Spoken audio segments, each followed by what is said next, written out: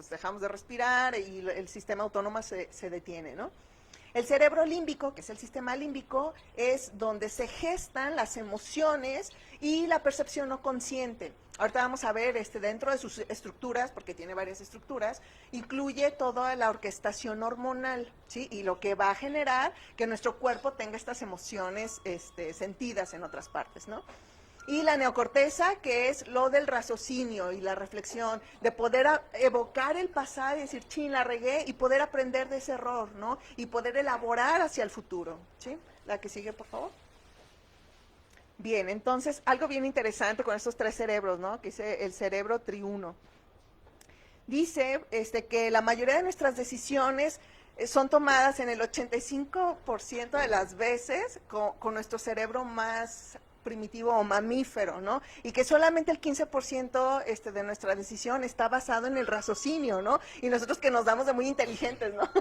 Y pues no, resulta que no, que la mayor parte de nuestras acciones tienen que ver con, chin, es que no sé qué tiene, pero me cae mal, o estoy enojado, tengo hambre, y entonces ya le hice mala cara al cliente, y pues ni modo, ya lo perdí, o cosas así, ¿no? Que tiene que ver más con lo biológico, con lo instintivo, con lo visceral, ¿sí? Que con lo que realmente pensamos, ¿no? Porque también el estar todo el tiempo consciente y tratando de controlar, pues también nos puede llevar a una enfermedad, ¿no?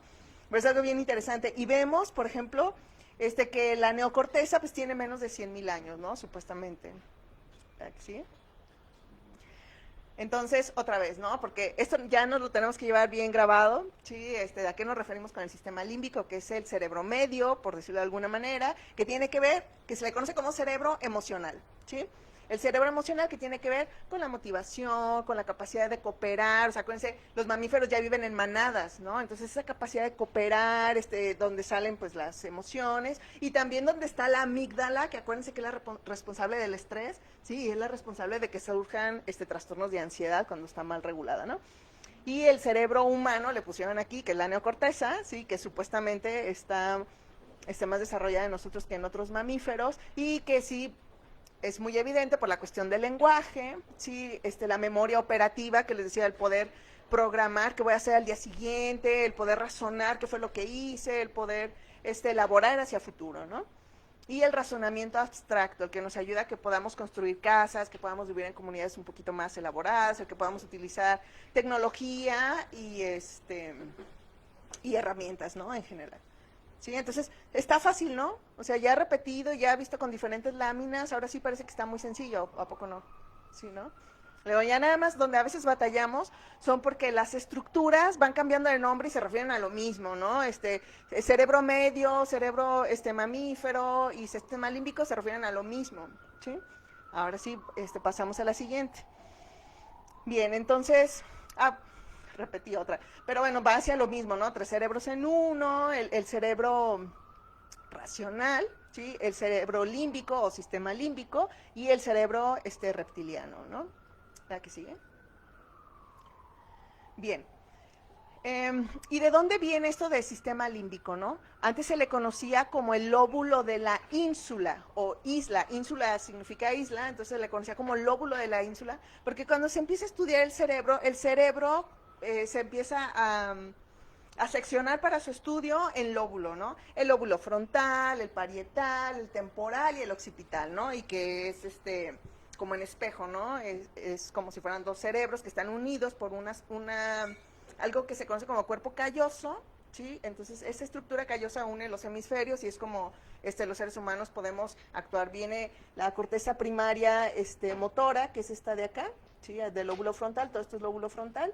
Sí, esta es la que se encarga de los movimientos. Cuando alguien tiene una lesión, puede tener, por ejemplo, epilepsia, que empiece en un brazo, no sé, sí, y que luego por el cuerpo calloso se vaya todo el cuerpo, ¿no? El área sensitiva, que esto es bien importante porque esta área sensitiva se va a conectar con el sistema límbico, ¿sí? Entonces, va a llegar al tálamo, todo lo que llega de los 5 sentidos, ¿sí? Llega a esta área del parietal, ¿sí? Y se va a conectar con el tálamo y el tálamo ya le va a dar un significado, placentero, no placentero, peligroso, ¿sí? Y ya luego va a decir qué es lo que hay que actuar, ¿no? Y esta parte que está amarilla es la que nos hace pensar, la que cuando emerge una emoción del sistema límbico, acá me dice, sí, está bien que estés enojado, pero no puedes decir eso aquí, ¿no? O sí, está bien que no lo toleres, pero no lo puedes golpear, ¿no? Entonces, es así como que nos pone freno, ¿no? Recuerdo que en una de las charlas, creo que sobre alguna, creo que no era, era sobre adicciones, decías que era el alcohol o cuál es el Ajá, que sí, el te... alcohol genera un daño aquí, casi todas las drogas, ¿no? Pero principalmente cuando hay un consumo excesivo de alcohol por tiempo prolongado genera una lesión en el lóbulo frontal y entonces las personas se vuelven así como pues sin freno, pues dicen lo que se les ocurre, son muy imprudentes, son, ¿no? Y generan demencia como una especie de Alzheimer, pero imprudentes, ¿no? Así en mayúsculas, ¿no? Que es la demencia frontotemporal, que es típica del abuso de alcohol. ¿Verdad? Pero sí daña acá, entonces no hay freno y entonces se vuelven como difíciles de controlar incluso para sí mismos, porque sufren, pues, porque siempre la están regando, surge la emoción y sale, ¿no? O sea, no hay quien le dé un freno, ¿no? Entonces sí genera muchos conflictos, ¿sí? Entonces todo esto es el lóbulo frontal, ¿sí? Este es el parietal, donde vienen las sensaciones, ¿no? Y se les da una interpretación y luego se envía a las otras áreas para ser reelaboradas, ¿no? El temporal, ¿sí? Que también está asociado a las emociones porque cubre al sistema límbico, está en estrecha relación y tiene que ver con la comprensión del lenguaje, ¿sí? También se relaciona con la memoria porque precisamente detrás del lóbulo temporal está el sistema límbico y en el sistema límbico está el hipocampo, que es el responsable de la evocación de la memoria, ¿sí? Y el occipital, que tiene que ver con la memoria visual y toda la cuestión visual. Entonces, les digo, sacan un cerebro, ¿sí? Entonces empiezan a dividir frontal, parietal, temporal, occipital, y cuando lo abren, ¡pum!, sale el sistema límbico. ¿Y esto qué, no? Entonces dijeron, bueno, vamos a decir que es el lóbulo de la ínsula. No es el lóbulo frontal ni el lóbulo parietal, es el lóbulo de la ínsula, ¿no? La que sigue, que es de la isla, era como una isla, porque además, la que sigue, Pero tengo una duda, entonces esa parte que le llamaron ínsula no está ni en el lado derecho ni en el lado izquierdo, está en el centro, está en el pero centro. también es simétrica. Sí, mira, la que sigue, por favor. La ínsula, la que sigue es el sistema límbico, ahí está. Sí, entonces aquí está el cerebro, si se fijan, lo parten a la mitad. El cerebro, les digo, simétrico, lo partes a la mitad, igual que el corazón. Sí, entonces está el hemisferio derecho y el hemisferio izquierdo, ¿no? Entonces aquí tenemos la mitad del cerebro y en el centro está la ínsula, ¿no? O sistema límbico, que por para la parte de arriba está un cinturón, por eso se llama cíngulo, ¿sí? Y en la parte de abajo está toda la circunvolución hipocampal, ¿no? Entonces, aquí Paul Broca, el que descubrió el área motora del lenguaje, fue el que le dio el nombre de sistema límbico, ¿no? Porque el limbo es como el límite, ¿no? Entonces, aquí vemos cómo esto ya, lo que está aquí adentro, ya no tiene las mismas características de la corteza, sí, tiene otro tipo de características, entonces decían, bueno, pues, eso no puede, no es igual que lo otro, aquí debe tener funciones distintas, y sí, son muy distintas, son muy complejas, y vamos a ir viendo, ¿no? Y como decías hace poco, ¿no? Que parece el ojo de Horus, ¿no? ¿No? Bien interesante, y es donde emergen las emociones, la que sigue. Pero sí queda claro dónde queda y qué es lo que abarca, ¿sí? Entonces, es como el cerebro quitándole la corteza y está. Todo lo que queda ahí es el sistema límbico o cerebro medio, ¿sí? Bien, entonces ya dentro de sus estructuras, ¿no? Tenemos la formación hipocámpica, que es todo esto, pero lo único que es el hipocampo y que es responsable de la memoria es este pedacito de aquí, ¿sí? Y algo bien interesante es que esta cosita que aquí se ve mucho más pequeña que en otras láminas, esto que está aquí arriba como cafecito, es la amígdala, ¿sí? La amígdala, acuérdense que es como el sistema de alarma. Si algo me resulta amenazante, la amígdala se activa y entonces empieza toda la respuesta de corre o pelea, ¿sí? Entonces empieza las taquicardias, la presión arterial alta, la sudoración, todo lo que vimos cuando tenemos un ataque de pánico, cuando se activa amígdala. Y por esta cercanía que tiene con el hipocampo, todo aquello que estaba en el momento que se activó la amígdala se queda representada en el hipocampo y cada vez que yo me tenga una experiencia relativa a lo que quedó en hipocampo, se va a activar amígdala y voy a volver a tener miedo. ¿Sí? Y ese era un sistema de sobrevivencia, porque entonces el animalito ya sabía que en aquella cueva no se tenía que acercar porque había algo peligroso, porque a lo mejor antes salió un oso y se lo quiso comer. Entonces el sistema de amígdala con hipocampo era como bueno, ¿no? Para la sobrevivencia, Pero ya en el ser humano eso se vuelve algo complicado porque si se asocia con algo que realmente no es peligroso, sí, pues entonces ya son cuando hablamos de trastorno mental como un trastorno de pánico, ¿no? Entonces, Pero toda la memoria está en este en solo... este pedacito de aquí de enfrente, ajá. O sea, Pero todos- la evocación, no, la Ah. evocación. Haz de cuenta, sucede un evento, sí, el cerebro lo empieza a reorganizar y ok, esto es para el occipital, ¿no? Porque es algo como una imagen, ¿no? O esto tiene que ver con palabras, se va al temporal, esto tiene que ver con una percepción, por ejemplo, pues no sé, o náuseas o algo, ¿no? Entonces se va en todo el cerebro y lo que hace el hipocampo es orquestar todo para evocar, ¿sí? Entonces es como armar un rompecabezas y decir, ok, ahí va, ajá, ajá, entonces es para evocar nada más el hipocampo. Y en enfermedades como en el Alzheimer empiezan en el hipocampo, ¿sí? Por eso ellos sí empiezan con problemas de memoria. Y en las demencias frontotemporales, como en el caso de las personas con alcoholismo, no empiezan los problemas de memoria, eso se va más adelante porque la lesión empieza desde acá, ¿sí? Con el registro, ¿sí? Entonces, el Alzheimer empieza aquí, pero sí es una estructura pequeñita, igual que la amígdala, es una estructura pequeñita, pero te puede destruir la vida, ¿no? Tu calidad de vida. Y vemos acá, por ejemplo, la hipófisis, que es la que orquesta toda la cuestión hormonal y está en el sistema límbico. En el sistema límbico viene pues estos ciclos hormonales, por ejemplo, en las mujeres que es este ciclo, donde viene como esta sensación de, ¿cómo se dice?, de búsqueda de pareja, ¿no? Y luego cae, que bueno, en los animales funciona bastante bien porque está bien sincronizado y podemos ver, por ejemplo, en primavera, ¿no? Que la mayoría de los animales buscan pareja y así. En los seres humanos no está regulado tanto por eso, sino ya más frontalizado, ¿no? Donde ya nos dicen, pues, de que no te debes dejar llevar por la hormona, ¿no? Te dicen, no, pues, cálmate, estás casada. O así, ¿no? Entonces, viene el impulso, pero el lóbulo frontal te dice, cálmese, eso no es adecuado, ¿va? Entonces, sí, pero el impulso sale, ¿no? Porque son cuestiones hormonales, ¿sí?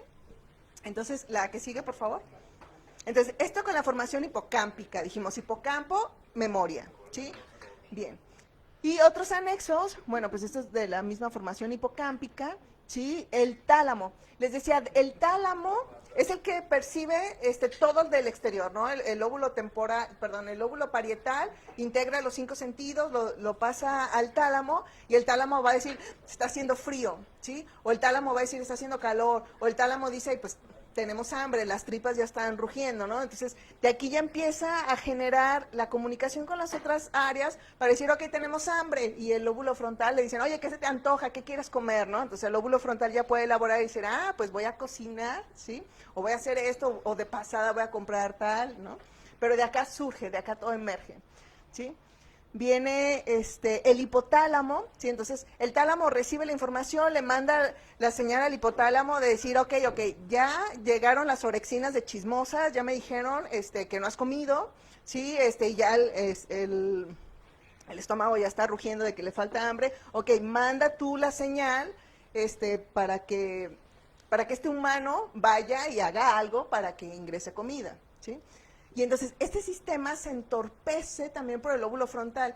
En trastornos graves del lóbulo frontal, como el trastorno obsesivo compulsivo, hay personas que dicen, pues sí tengo hambre, pero no voy a comer, ¿no? Entonces, aún a pesar de este instinto de sobrevivencia, de por favor nos estamos muriendo, por favor alerta, tenemos un problema, la cuestión esta de la conducta, de decir no voy a comer porque no quiero estar gorda, empieza a generar fallas en este sistema, ¿no? Entonces, es así como esa situación bilateral. O sea, sí hay que aprender a escuchar a nuestro cuerpo y luego tomar decisiones certeras respecto a esto que estamos sintiendo, ¿no? Pero sí, les digo, es impresionante cómo hay gente que puede incluso aguantarse el hambre. Dicen, hay gente que se aguanta el impulso sexual, que no se aguanten el hambre, ¿no? Digo, pues es distinto, porque comer sí es por ti, ¿no? Lo otro es por la especie, ¿no? Pero la comida, pues es algo de sobrevivencia personal, ¿no? Perdón, ahí Pero, puede llegar a hacerse un trastorno y puedes comer además.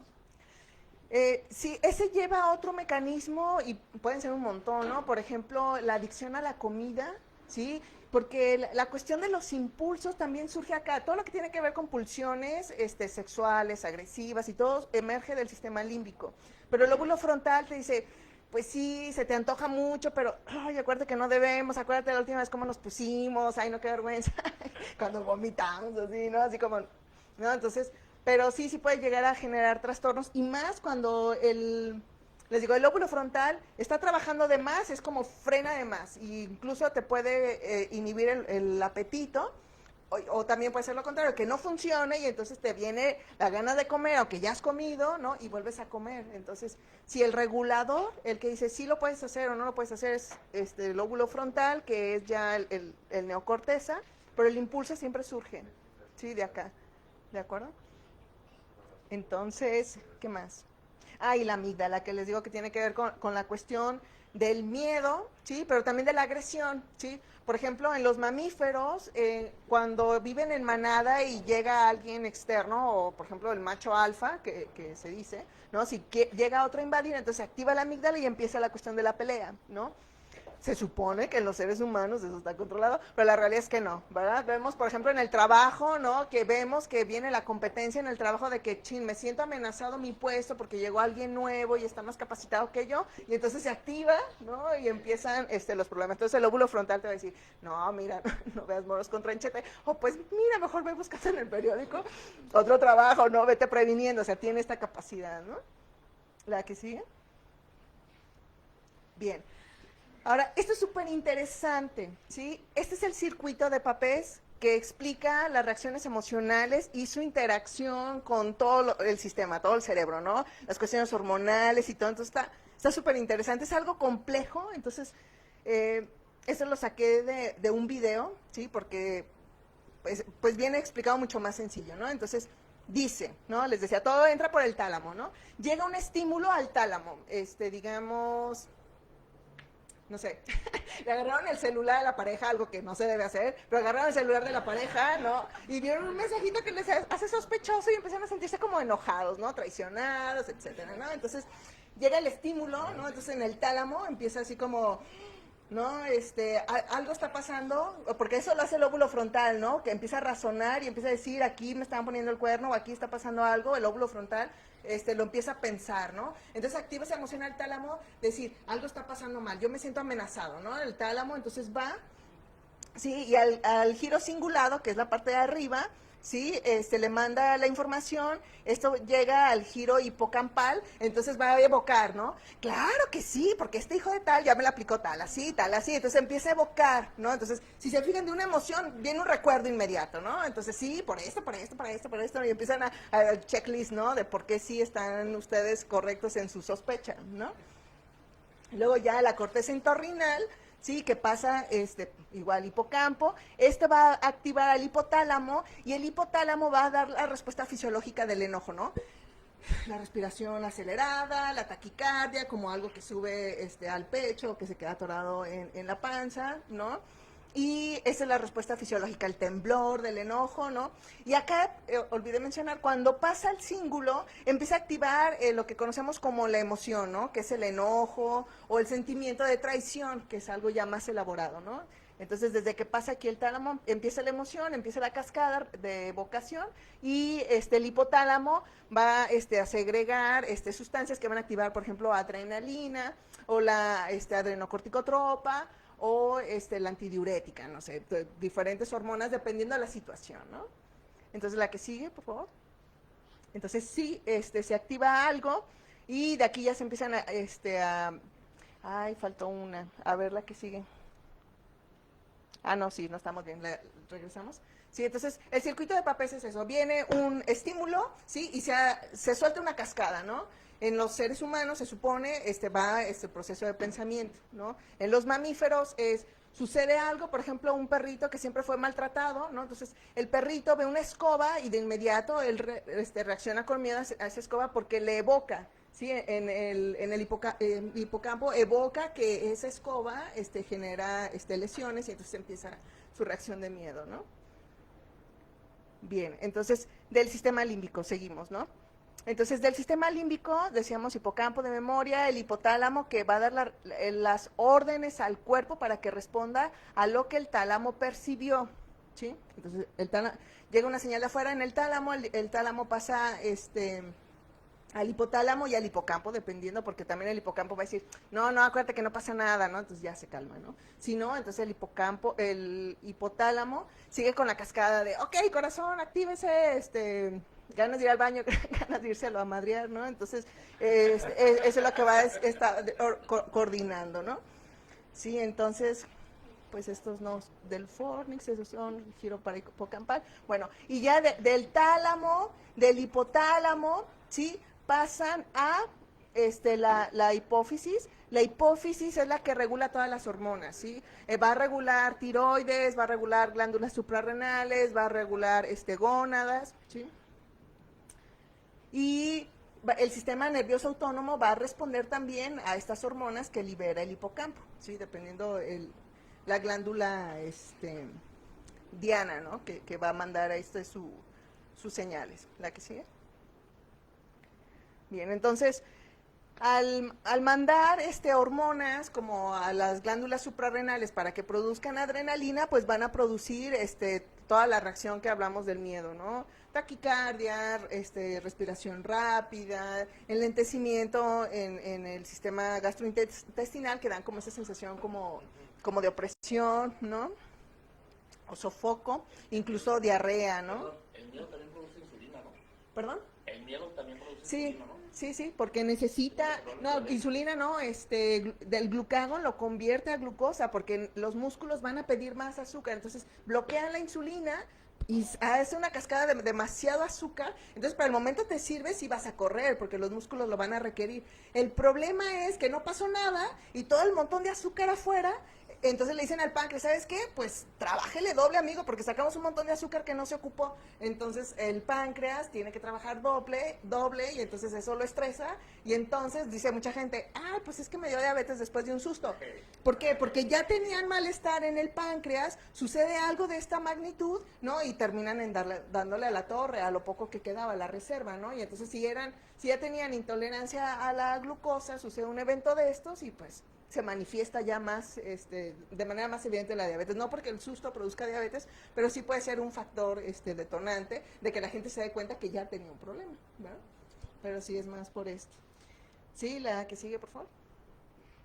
Sí, entonces, en general, emociones y sentimientos van en el sistema límbico, que les repito, algunos lo conocen como el lóbulo de la ínsula, cerebro medio, pero todo se refiere a lo mismo. ¿Sí? ¿Alguna otra pregunta o hasta aquí? ¿No? ¿Todo bien? La que sigue, por favor. Bien, entonces repetimos, ¿no? ¿Para qué nos sirve el tálamo? A ver, acuérdense. Ahora yo les voy a preguntar a ustedes.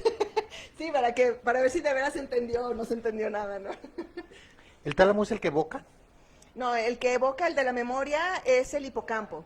El Sí. tálamo es el que, exacto, el receptor. El que recibe el que va a recibir la señal de cualquier parte del cuerpo o incluso de pensamientos, ¿no? Es el primero, pues, entonces. Es donde empieza la cascada de las emociones, por decirlo de alguna manera, ¿no?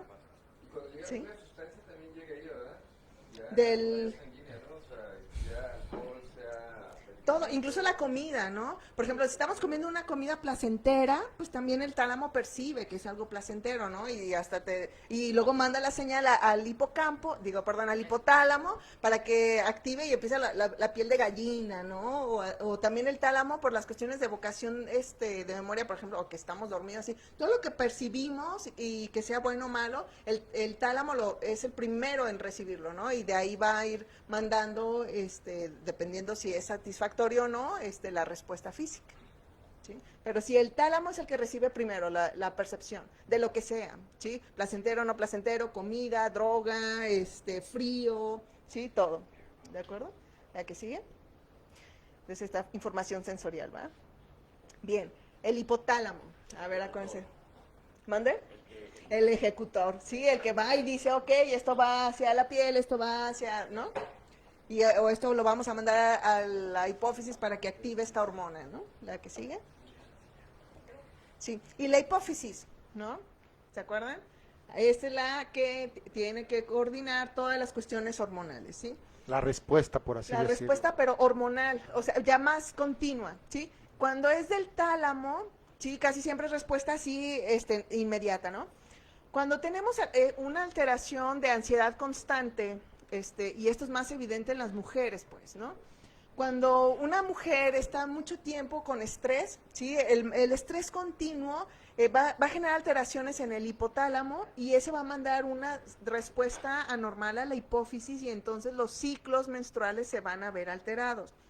La mayoría de las veces el estrés bloquea la maduración de los óvulos, por decirlo de alguna manera, y entonces la menstruación se atrasa, ¿no? Entonces, no es raro que si una mujer está estresada y luego viene una situación de pareja y que empiece con la duda de que estoy embarazada, le genera más estrés y entonces la regla se atrasa más, ¿sí? Entonces, y tiene que ver precisamente por esta situación emocional, ¿no? Entonces, sí, también cuando tenemos ya, también se vale al revés, ¿no? Cuando tenemos ya un problema, por ejemplo, de tiroides, ¿no?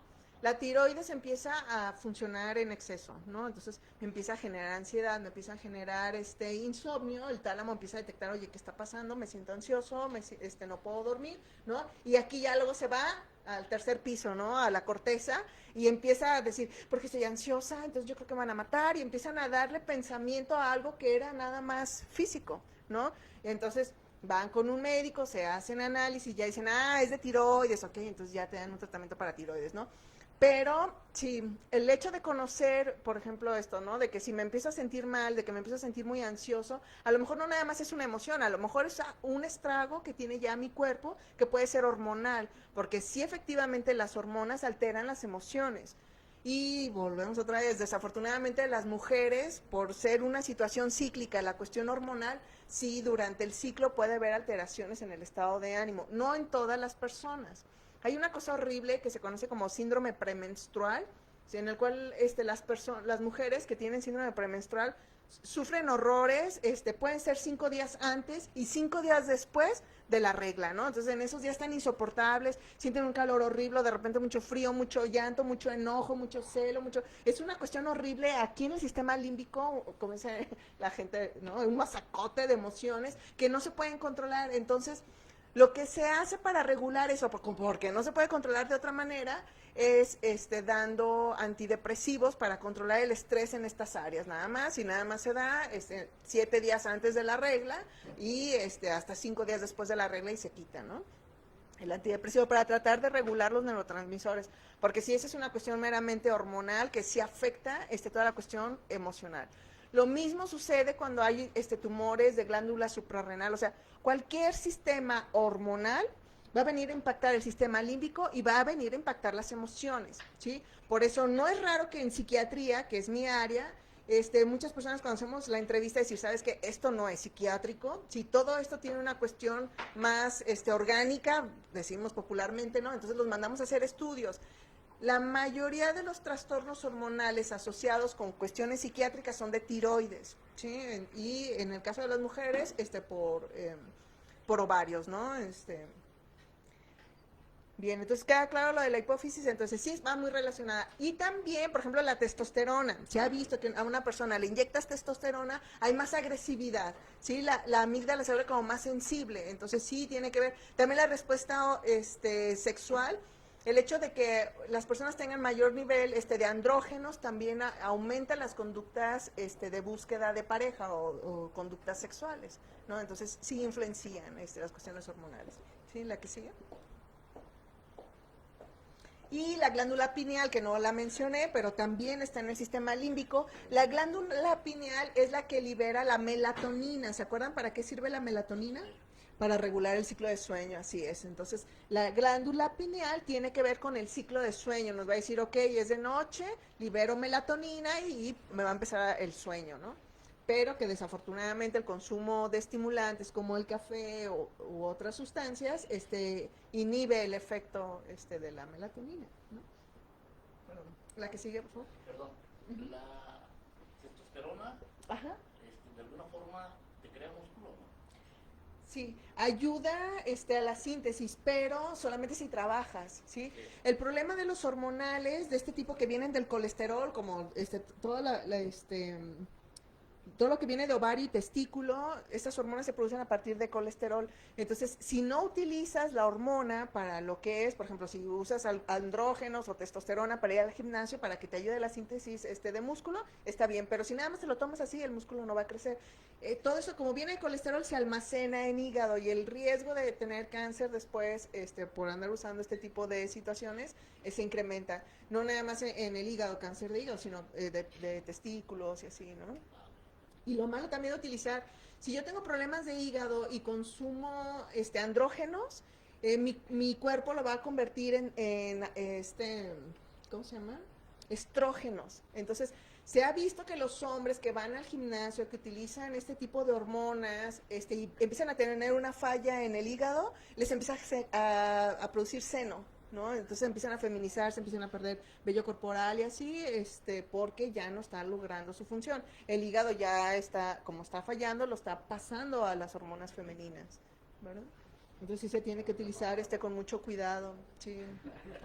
Las mujeres que son trans, que quieren convertirse en hombre, Tratamiento hormonal. Sí, al inicio. manejan todo eso, ¿verdad? Sí, sí, sí, sí. Tratamiento hormonal, ¿no? Sí, tratamiento hormonal, de inicio. Todos los trans que quieren hacerse la reconversión, primero es terapia hormonal. Obviamente primero tienen que ser evaluados y que no nada más sea por moda o cuestiones así, ver si realmente hay una disforia de género o etcétera, ¿no? Entonces ya una vez que se corrobora que no hay una situación que sea meramente transitoria, sino que sí es un deseo real y que ya tiene mucho tiempo y así, porque acuérdense que esto genera después situaciones que pueden llegar a ser irreversibles. Por ejemplo, si hacemos agrandamiento de glándula mamaria y le quitas el hormonal, pues va a quedar todo flácido, ¿no? Entonces, sí es importante que vean consecuencias, pero sí les cambia la conducta, ¿sí? Sí, por ejemplo, a los hombres que les bloquean testosterona y eso, pues sí pierden el vello corporal, tienen menor fuerza muscular, y porque son cuestiones hormonales, ¿no? Y a las mujeres que les dan testosterona, las voz se le hace distinta, la musculatura se hace distinta, pero también hay caída de cabello y así, ¿no? Entonces, por cuestiones hormonales, pero sí les afecta su respuesta emocional. Sí, hay un poquito más de agresividad, sí hay un poquito más de líbido, hay un poquito, y todo es por cuestión hormonal, que llega y actúa en sistema límbico. ¿Eh? El fin de semana pasado vi un documental muy interesante enfocado hacia la testosterona. Ajá. Y me pareció un tema interesante porque estoy enfocándome hacia conductas,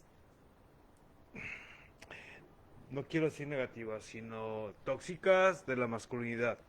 Entonces estoy haciendo como un desarrollo personal en mí. Perfecto. Y quise ahondar en esta cuestión de la cuestión hormonal. Okay. La principal de nosotros es la testosterona. Entonces, había un estudio que me pareció muy padre. A dos cuates de la misma edad le dieron una inyección de testosterona alta y los pusieron en un contexto similar. Resulta que sus respuestas fueron exactamente casi iguales. La variación fue un poco más alta en cuanto a los impulsos sexuales y en cuanto a la cuestión de la agresividad. Eso es lo principal. Pero realmente no es como un factor tan grande como puede ser en las mujeres.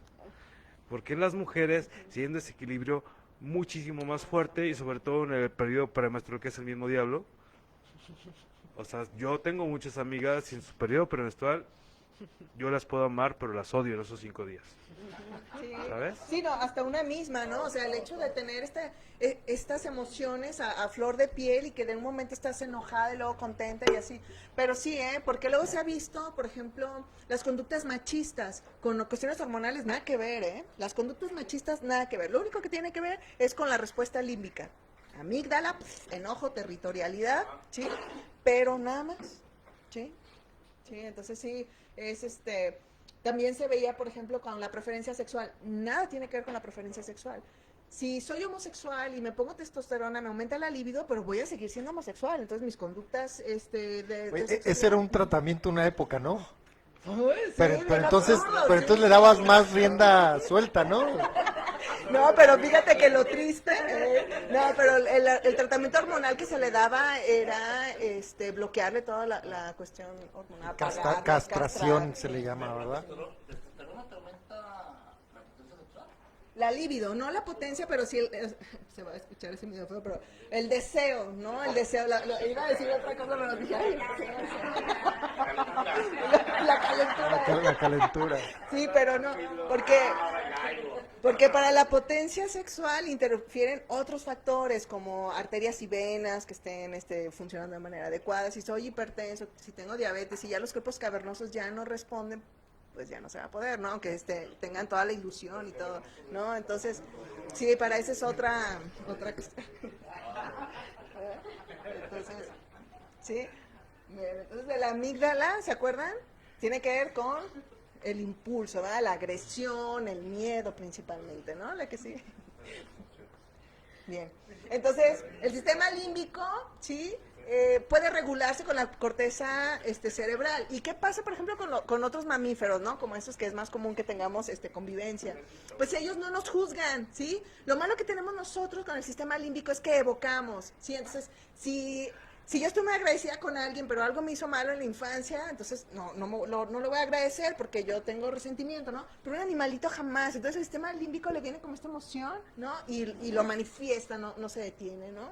Entonces, sí, la corteza cerebral nos tiene que ayudar a que volvamos a ser como los perritos, ¿no? Había un video, pero no lo pude conseguir, de cómo ser alguien como muy... Ay, creo que lo dijo Winston Churchill, que te narra desde en la mañana, ¿no? Ajá, Alguien ajá. que te puedes levantar sin café, Ajá. que puedes vivir sin antidepresivos, que quieres igual si es un albañil o si es un rey, ¿verdad? Que no necesitas de alcohol para el fin de semana sentirte a gusto, ni en la noche píldoras para dormir. Que no te importa si comes los alimentos todos los días. Entonces tú dices, no, pues ya eres un maestro espiritual, si logras todo esto. Y dices, si logras hacer todo esto, tienes el nivel emocional de un perro. Sí, ¿no? Porque no juzgan así, y todo noble, ¿no? Entonces ahí decimos, bueno, y entonces la corteza cerebral, estúpida, mi corteza. No, precisamente la corteza es para meter a rienda las emociones que no son agradables, ¿sí? Entonces la que sigue. Tengo una duda. Sí. Mencionaste esta cuestión de la evocación de las emociones. Ajá. Entonces, básicamente en estas secciones donde vienen todos los juicios y prejuicios que tenemos preaprendidos. Así es. Ya almacenados en alguna sección de tu cerebro. Exacto. Ajá, sí, pero acuérdate. Ajá. ¿Sabes? Sí, y eso es lo malo, ¿no? Cosa que no tienen los perritos, ¿no? Más que cuando es algo que les amenaza su integridad, ¿no? Pero ya cuando generan un vínculo positivo con nosotros, aunque le estés golpeando, ¿no? Aunque le estés gritando, el perrito te ama porque ya generó el vínculo, ¿no? Y con los seres humanos, no. La corteza cerebral puede ser nuestro mejor aliado si sabemos manejarla o nuestro peor enemigo, ¿no? Entonces sí, eso es interesante y lo más padre es que mientras no esté dañada la corteza frontal, se puede mejorar cada día, ¿no? ¿Por qué? Porque nos da la capacidad de planear y de aprender, ¿de acuerdo? Y decidir el cambio, ¿no? ¿Qué porcentaje hay, Cecilita, que dices eso? Porque yo creo que la mayoría de nosotros podría pensar, al escuchar esto, que todo eso, el no poder manejar emociones, todo eso, podríamos echarle la culpa, es que mi neocorteza está dañada, ¿no? Pues yo podría llegar a Ajá, como fácilmente pretexto. lavarme las manos y decir eso. ¿Qué tanto se da eso en la realidad? ¿Y Es qué tanto es una necesidad de trabajar Sí. conmigo? No, mira, para poder detectar una lesión en lóbulo frontal está muy simple, le pides una resonancia magnética. Donde vamos a encontrar alteraciones en la corteza frontal, sí, en una resonancia magnética es porque ya tiene datos de demencia. Por ejemplo, si estoy bruto, porque cada rato me estoy equivocando con lo mismo, digo, chin, a lo mejor sí tiene algo acá frontal, ¿no? Entonces le vamos a hacer una resonancia, ¿sí? A ver, me voy a exhibir. A ver. Yo pensaba que tenía un problema muy grande. Me voy a exhibir, sí. O sea, es que yo juraba que yo tenía un problema enorme, ¿sabes? Porque justamente soy esta persona que describes error tras error, situación tras situación, y sigo repitiendo los mismos patrones. Oh. Entonces fui con un psiquiatra y dije, güey, hazme un mapeo. No, pero no. Y checa todo este pedo porque aquí hay algo mal. Me caí de chiquito, te lo juro, ¿sí? O sea, no me caí de chiquito, güey, pero yo fui con el cabrón. ¿Sabes qué? Tu pedo es emocional, tú no tienes nada, todo tu cerebro está perfecto y me mostró los mapeos, vi todo. Entonces más que gastar dinero, ¿verdad? No, pero entonces eso ya te dice, ok, entonces no es algo estructural lo mío, ¿no? Pero mira, el problema con el mapeo y No el salí de electroencefalograma, ajá, es que en la función eléctrica, ¿verdad? Nada más, ¿no? Aunque sí nos pueden orientar, ¿no? Si algo sale muy mal allá, a fuerza tenemos que mandar a hacer lo otro, ¿no? Pero sí, eso podría quitarnos la duda, decir, oye, pues es que me estoy equivocando, entonces a lo mejor tengo algo. Pues sí, un mapeo o un electroencefalograma sirven lo mismo, ¿sí? Ujú. Entonces, porque lo que hace el mapeo es presentarte bonito el resultado del electroencefalograma, pero es lo mismo, ¿no? Te sirve lo mismo. Entonces, pues ahí te puedes quitar la duda y decir, ok, entonces no es algo estructural, entonces es algo que tengo que trabajar. Muchas veces repetimos lo mismo porque estamos con, ¿cómo te digo? Asociando todo a lo mismo. Por ejemplo, no sé, muchas cosas son aprendidas de casa, ¿no? Y es más fácil con los niños cuando tienen una reacción y luego decimos, ay, este niño anda como medio mal y luego vemos a la mamá y ay, caray, entonces ya vi cuál es el problema, ¿va? Entonces, sí es ver que es aprendido y si realmente estoy repitiendo los mismos errores, o sea, no es lo mismo que yo todos los días llegue, ¿no? Y se me olvide que el café que está en la mesa es de hace 3 días y que yo tenga 3 días llegando y dándole el trago, ¿no? Así sabiendo que 2 días antes ya lo probé y me supo mal, o sea, ese ya es algo más grave, ¿no? Pero si es de relaciones interpersonales, ahí no es del lóbulo, no es una lesión del lóbulo frontal, sino qué está pasando con mi estructura psíquica que siempre está buscando situaciones similares y por lo tanto yo estoy reaccionando de la misma forma, porque entonces ya estoy reaccionando de manera instintiva o refleja. Sí, entonces, para dejar de actuar de manera refleja, tengo que analizar exactamente qué fue lo que pasó, el contexto, y para mí qué simboliza y por qué siempre se activa este tipo de respuesta, ¿no? El tipo de corte psicoterapéutico que está de moda desde hace como 10 años y que tiene que ver precisamente con esto de por qué siempre repetimos los mismos patrones y siempre caemos en lo mismo, es la terapia esquemática, ¿sí? Que es una de las corrientes de la terapia cognitivo-conductual y dicen, a ver, ¿por qué siempre me pasa que tiene que ser con que todas las mujeres, porque luego siempre es proyectar, ¿no? ¿Por qué siempre todas las mujeres me hacen sufrir? ¿Por qué siempre, no? Entonces ya empiezan a checar las situaciones, checan el contexto y ya ven que todo tiene el mismo origen, casi siempre la relación con algo que pasó en la infancia. Este diagrama de yo, lo social, el entorno, la situación. No, la terapia cognitiva, bueno, más o menos la terapia cognitiva es pensamientos, emociones y conducta, pero la terapia esquemática es, ok, pero ¿por qué siempre reacciono igual? ¿Por qué? Y entonces la terapia esquemática analiza y dice, es que este esquema lo vienes repitiendo desde que tenías 5 años, amigo. ¿Por qué? Porque así era la reacción que aprendiste, porque en tu casa se manejaban así. Pero la buena noticia es que como ahora ya lo sabes, sí, ya lo puedes modificar, entonces te hacen técnicas. Está muy padre, son como de que te pones en una cueva, evocas una situación, te ponen en el lugar de las otras personas, entonces ya tú con este conocimiento ya empiezas a manejar la situación de manera distinta y te vas como, ¿cómo se llama esto? Reestructurando, te vas reestructurando y entonces ya no va a ser ese instinto, ¿sí? Pero sí requiere mucho trabajo, son por lo menos 5 o 6 sesiones de puro abordaje, cuestionarios y así, y después empieza el trabajo duro, ¿no? Ok, pero sí, es padrísimo y sí genera cambios bastante buenos, pero hay que ser pacientes. Lo malo que tenemos siempre cuando vamos con psicoterapia es que esperamos que la pastilla, ¿no? Así como te la tomas y ya fui a una sesión y ya, o sea, no. Son 5, 6 sesiones de puro encuadre y luego ya viene el trabajo y el trabajo va gradual, de poco a poco y después vas viendo, ¿no? De, caray, ¿dónde estaba y dónde estoy ahora? Y yo pensé que nunca iba a cambiar, ¿no? O sea, sí se puede cambiar, pero primero es ser consciente de la situación y de dónde viene y por qué viene y así, ¿no? Y que vemos que del sistema límbico viene una emoción, pero entonces la neocorteza me puede decir, espérate, no, ¿sí? O decir otra vez lo mismo, respira profundo o tiempo fuera, ¿no? Para no escalar en las emociones, ¿no? ¿Sí? ¿De acuerdo? Sí. Quedó.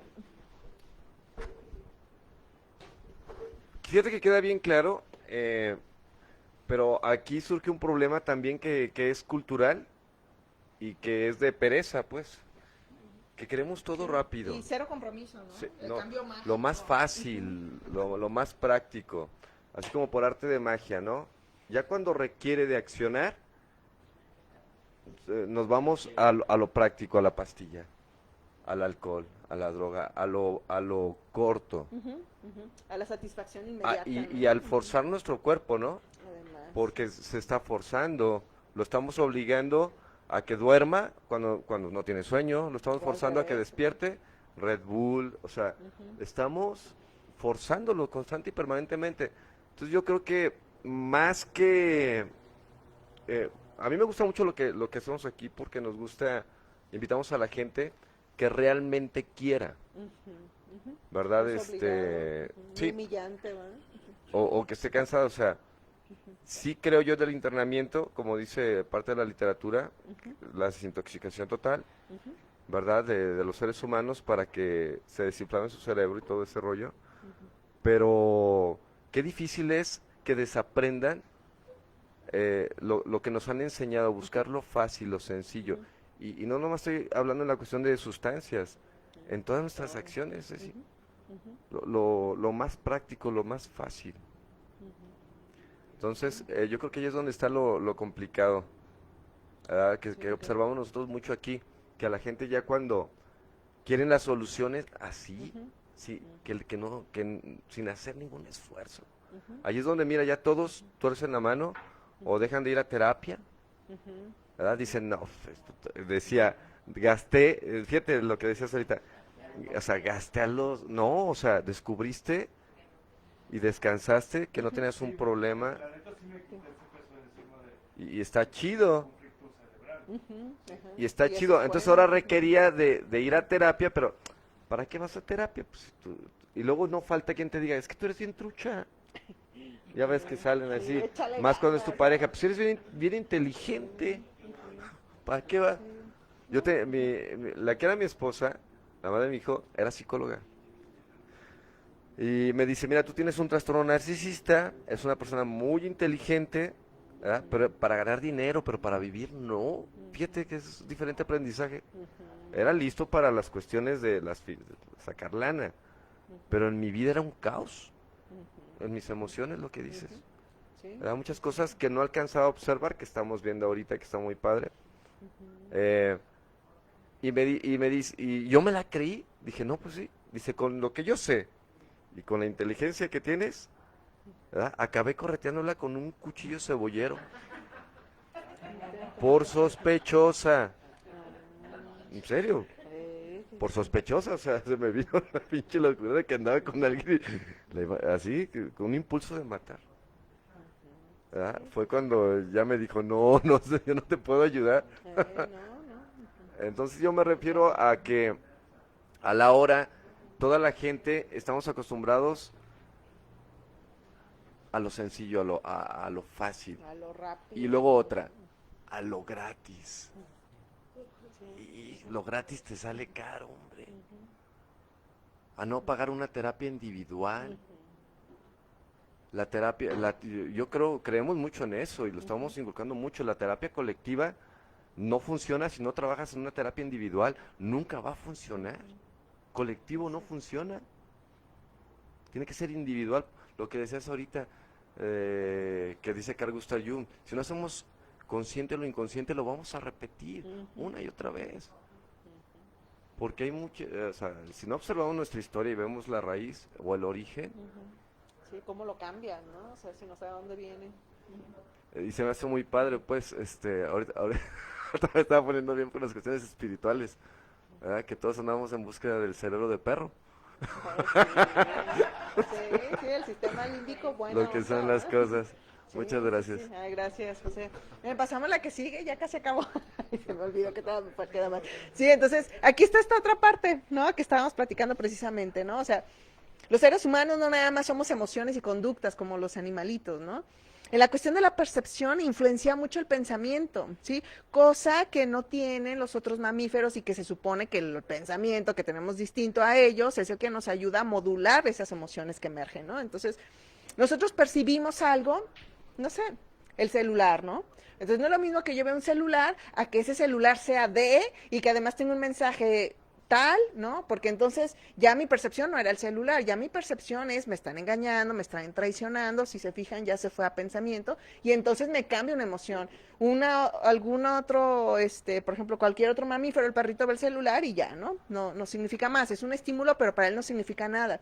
Y con nosotros sí, la percepción nos genera evocación y entonces empieza esos juicios de valor, ¿sí? Entonces esos juicios de valor nos generan emociones que tienden a ser todavía más intensas, ¿sí? Y pues entonces la conducta, ¿no? Pongo otro ejemplo, digo, pues no sé, de Facebook a mí me encanta porque puras tarugadas, ¿no? Yo me muero de risa y más porque es pues cosas que son a veces imprudentes, ¿no? Por ejemplo, cuestiones religiosas, a mí todo eso me da mucha risa porque yo crecí en una familia ultra mega religiosa, ¿no? Entonces, de repente sale un meme con cuestiones religiosas y lo comparto, ¿no? Entonces, a mí me da mucha risa, ¿no? Porque mi pensamiento es, ay, sí, mira qué chistoso el Papa haciendo tal o cual, ¿no? Pero luego los contactos familiares, su pensamiento no es así como, ay, mira qué chistoso, ¿verdad? Sino, mira, está sacrílega, irrespetuosa, y entonces lo que a mí me generó una emoción de risa, ¿sí? A ellos les generó una emoción de ira, ¿no? Y me bloquean. Dije, ay, qué bueno, una menos. ¿No? Entonces, pero sí se fija, o sea, no nada más es el estímulo, sino a nosotros, ¿qué significa ese estímulo? ¿Sí? Y entonces surge la emoción, entonces ya no es algo tan fácil. A un perrito, ¿sí? Les enseñas una salchicha y todos los perritos van a estar así como, ay, qué emoción, ¿no? Pero a nosotros no, un solo estímulo, como el que venga un artista, va a ser diferente a cada quien, porque unos lo conocen, otros no lo conocen, a otros les cae gordo, ¿sí? Entonces es el mismo estímulo, pero dependiendo de nuestro contexto, nuestra historia, ¿sí? Ese estímulo va a despertar emociones distintas a cada uno de nosotros, ¿no? Entonces eso es lo súper mega interesante, y en esta parte del pensamiento entra precisamente la psicología y la psiquiatría, ¿sí? Aquí sí. ¿Sí? Entonces, ¿sí queda claro? ¿Sí este esquema? Sí, la que sigue, por favor. Y bueno, ya conectando con el libro que ya leyeron de Daniel Goleman, dice, las conexiones entre la estructura, ¿sí?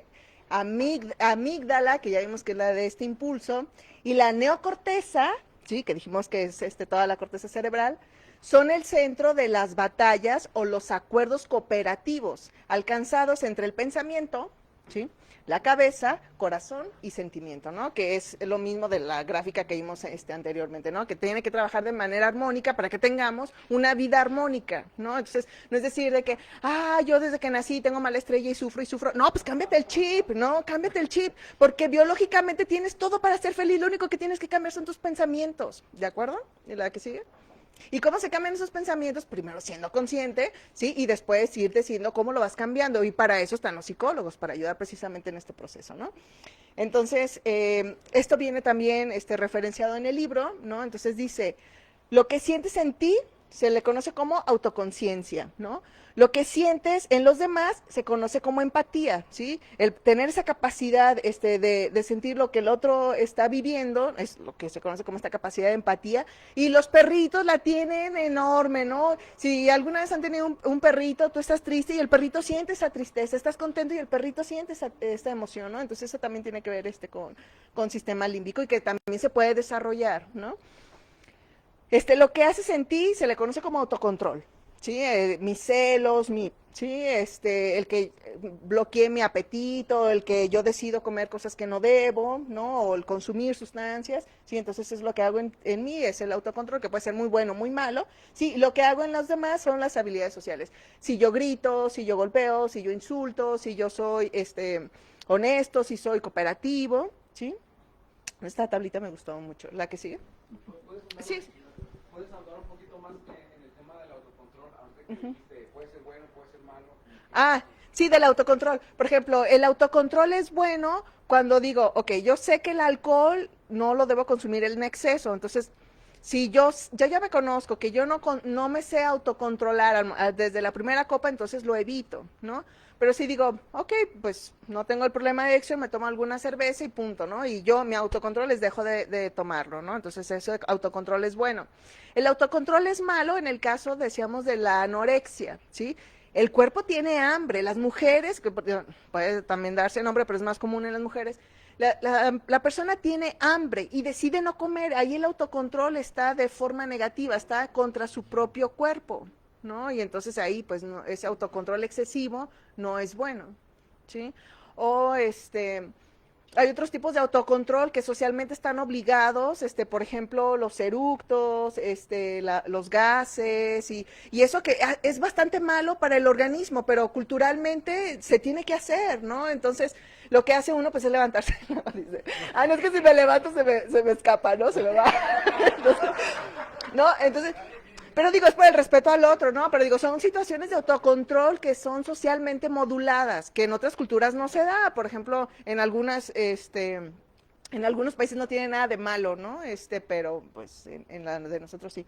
Pero sí, lo del autocontrol puede ser para nuestro beneficio o para nuestro perjuicio, ¿no? Entonces, por ejemplo, les digo, socialmente moduladas también la conducta sexual, ¿no? Porque pues se supone que somos una cultura monogámica, ¿no? Y se tiene que aprender a controlar esta situación del impulso sexual, ¿no? Y pues ahí es otra cosa que tenemos que ver en cuándo se aplica y cuándo no, ¿va? En el contexto cultural, pues.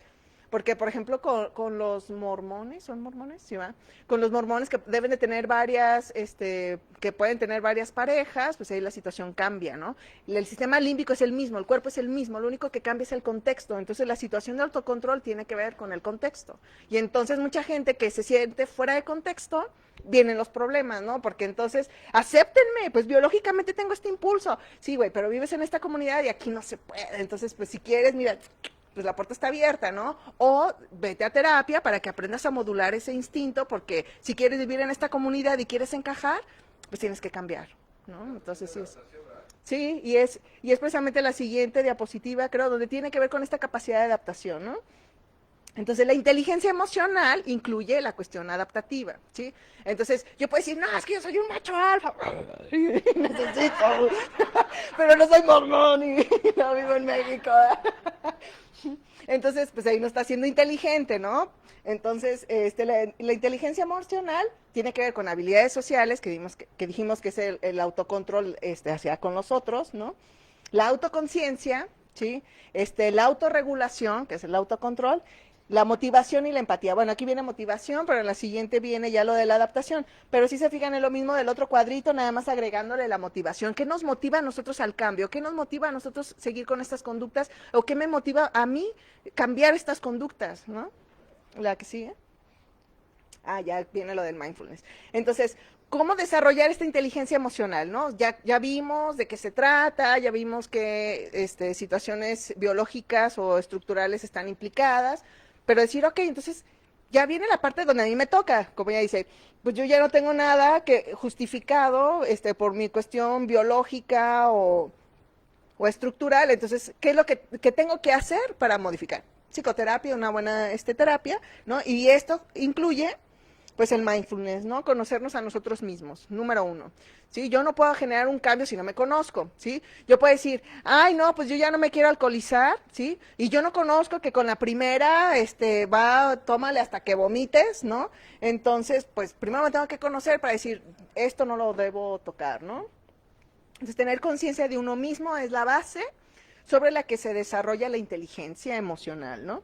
Entender tus emociones, porque les digo, aunque vayamos a mindfulness, aunque aprendamos a manejar la expresión de las emociones van a seguir saliendo. ¿Por qué? Porque es algo biológico. Yo voy a seguir sintiendo celos, yo voy a seguir sintiendo de tal manera mientras reestructuro. ¿Por qué? Porque es una cuestión biológica, ¿cierto? Las emociones no se van a ir, se pueden modificar al momento que yo cambie lo que pienso respecto a los estímulos, ¿sí? Entonces, si yo digo, pues no sé, si entra Michael Jackson, pues me va a morir de susto porque ya se murió, ¿verdad? Pero digamos, llega, ¿no? Y yo digo, bueno, cuando estaba niña y que era así como mi ídolo, ¿no? Llegaba Michael Jackson y no, pues yo me paralizaba, ¿no? Así como los muñequitos. Pero ya sigo, bueno, es un ser humano igual que yo, es una persona igual que yo, que siente igual. Entonces ya no lo idealizo, cambia mi pensamiento y entonces mi respuesta biológica ya no es tan así, pues. ¿Por qué? Porque ya estoy en un nivel de empatía, en un nivel de que somos iguales y entonces ese miedo, esa idealización se cae y mi emoción cambia respecto a ese estímulo. Sí que... Bueno, en el ámbito laboral, tú eres un gerente, un director, ¿no? O sea, Sí. mucha gente se pone paraliza de pánico. Sí, por lo que la representa. Cuando tú tomas conciencia de que es un ser humano igual que tú, que no lo sabe todo, Exacto. que infiere esas cosas más que él, Exacto. pues entonces se está viendo, lo está Sí, viendo a la sí. Pero hay mucha gente que se Sí, se asusta, dice, se paniquea, ¿no? Así como, porque es una autoridad, digo, habemos personas que tenemos problema con la autoridad, ¿verdad? Pero digo, el hecho de que ya no lo idealices igual con la pareja, entonces ya no te genera esa emoción como el enamoramiento. Tenemos idealizada la pareja y wow, el corazón y las... no, ya lo conozco que también se echa pedos, ¿no? Y así como que ya todo eso, el amor se acaba, ¿no? Y ese proceso dura un periodo de 3 meses, cuanto mucho, ¿sí? Yo se lo paso. Es que mira, estoy pensando sobre qué sucede con personas que siguen cayendo en situaciones de crisis de ansiedad o ataques de pánico. Que yo por algún momento los viví y fueron horribles. O sea, literal este hecho de sentirme que me voy a un hoyo, que la vida se acabe, que todo se muere, me llegaba a pasar y cuando me preocupó fue cuando fue recurrente. Que eran situaciones que pasaban de que cada mes, o sea, literal, mi vida se para, no puedo ir a trabajar, no puedo hacer nada.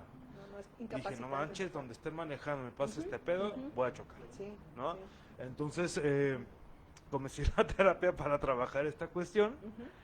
Una de las muchas terapias que dejé a medias, que no me esperé a que me hiciera el resultado completo, pero de alguna u otra forma pude tener este conocimiento.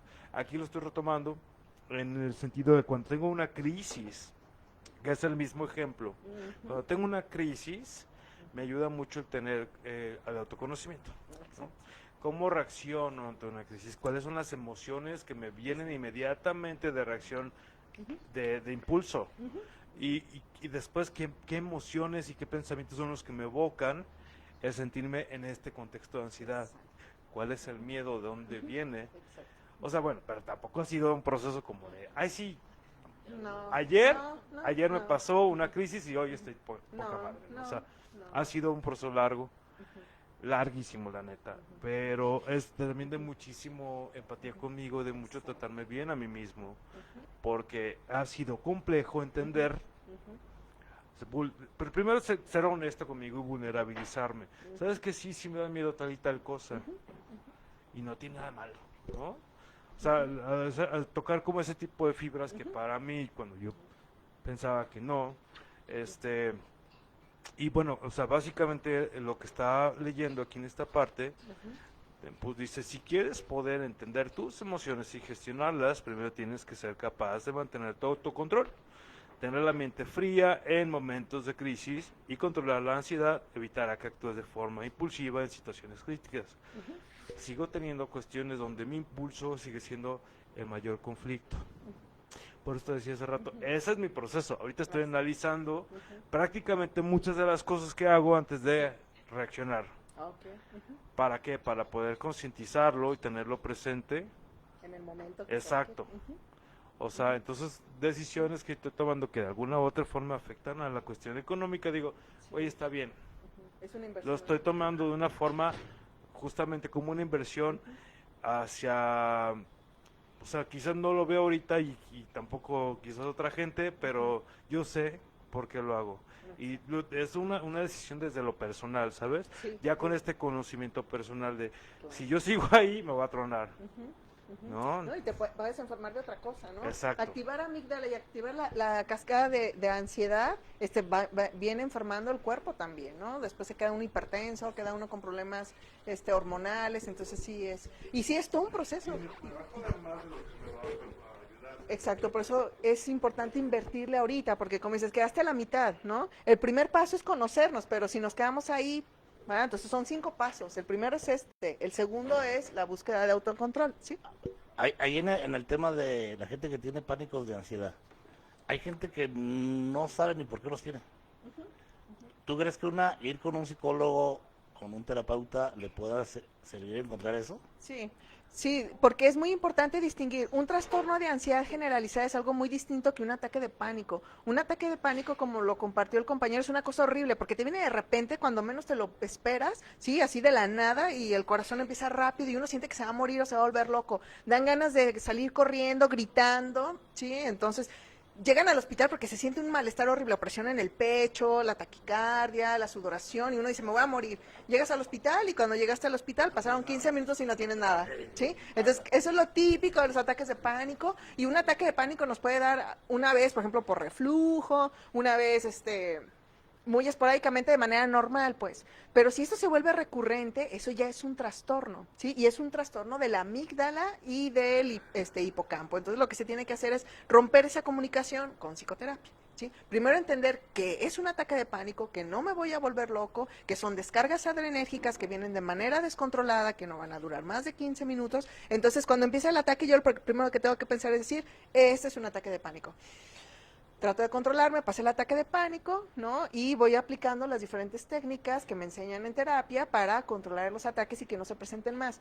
Si en la psicoterapia el paciente está estancado, ¿sí? Entonces se puede utilizar algún fármaco por un tiempo corto, pero la cura de los trastornos de ansiedad no son fármacos. Eso debe quedar muy importante porque luego la gente se cree la idea de que el fármaco le va a curar la ansiedad. No, eso es mentira, ¿sí? El fármaco sí puede bloquear la respuesta adrenérgica. Claro, el propranolol, que sirve para la presión, bloquea la respuesta adrenérgica. También los antidepresivos, también las benzodiazepinas, ¿sí? Pero es de tiempo corto, mientras se rompe esta asociación de amígdala con hipocampo, que puede tardar 3 meses, 6 meses o un año, dependiendo el proceso de la persona, ¿no? Pero sí, ir con un buen terapeuta te puede distinguir si es un trastorno de ansiedad o si ya es un ataque de pánico, y si ese ataque de pánico se puede controlar con psicoterapia o si ya requiere una intervención distinta, ¿verdad? Como fármacos, y entonces ya lo mandarían al psiquiatra. ¿Y el ataque de ansiedad? ¿A qué se refiere con ataque de ansiedad? No, o sea, cuando te da un ataque de ansiedad, ¿cuál es? Ah, ok. Sí, porque el ataque de pánico es eso, siento que me muero, ¿sí? Pero un ataque de ansiedad puede ser por algo y que sea reactivo a algo. Por ejemplo, me van a embargar, ¿no? ¿Y cómo le va a hacer? No pagué y me van a venir a embargar. Entonces ahí me puede agarrar un ataque de ansiedad por una situación real a la cual me sobrepasan mis recursos para resolverlo, ¿sí? Entonces eso es normal, y cuando sucede eso, lo importante es ir a psicoterapia para reelaborar y ver si realmente lo que está pasando es una amenaza real o simplemente una sobreevaluación de la situación peligrosa, ¿verdad? Ajá, pero sí es más con psicoterapia. Sí, por ahí. Okay. Sí, pero el otro es más reactivo, pues. Y los ataques de pánico vienen de la nada, más biológico, ¿verdad? Emergen del sistema límbico, ¿verdad? Bueno, entonces conocernos a nosotros mismos para luego generar la búsqueda del autocontrol, la que sigue. Desarrollar las habilidades sociales y la empatía, ¿no? Entonces, nosotros no podemos ser empáticos y buenos con los demás si primero no nos conocemos, ¿no? Entonces, sí es muy importante desarrollar esta capacidad de percibir y entender las emociones de los demás, pero primero tengo que aprender a conocer mis emociones, ¿verdad? Para poder entender a los otros. Y el siguiente punto, que ya es más de mindfulness, es ser optimistas, ¿sí? Si nos enfocamos en lo malo, siempre hay cosas malas. Pero si nos enfocamos en lo bueno, también hay muchas cosas buenas. Todo es bueno. Entonces depende de cómo queramos ver la situación, ¿no? Entonces, sí es estar conscientes todo el tiempo de decir, ok, estoy viendo nada más lo malo, entonces yo tengo que ver en esta situación que de inicio parece adversa, qué cuestiones voy ganando, ¿no? O qué será bueno de aprendizaje en esta situación, ¿no? O por ejemplo en esto, ¿no? De que me da un ataque de ansiedad porque me van a venir a embargar y no hay nada que hacer, pues ni modo, tengo que ser optimista y decir, ok, nada gano con ponerme ansioso. Si me pongo ansioso me van a embargar, si me pongo contento me van a embargar, entonces decido ponerme contento, ¿verdad? Porque si de algo sirviera ponerme ansioso, pues me pongo ansioso y más ansioso para que funcione, ¿verdad? Pero como no, ¿verdad? Entonces trato de ser optimista y entender que esta situación adversa que no me gusta es temporal, ¿verdad? No así, por ejemplo, si me van a amputar algún miembro, ¿no? Que todavía sirve, ¿no? Por ejemplo, pues aquí no es el caso, pero sí en otros lugares donde si roban, ¿no? Y que les cortan la mano y a veces los juicios están equivocados y sentencian personas inocentes, ¿no? Entonces, pero en general digo, eso no lo tenemos aquí, ¿no? Todos los podemos ser optimistas pensando que esta situación que no nos gusta es temporal y es controlable, ¿sí? Y la última, sí, ya la última ahora sí se me hace. Y oí la última y nada, sigue saliendo. ¿Y la que sigue? ¿Ya se trabó? Ah, no, sí era la última. No, pero eran 5. A ver, regrésale una.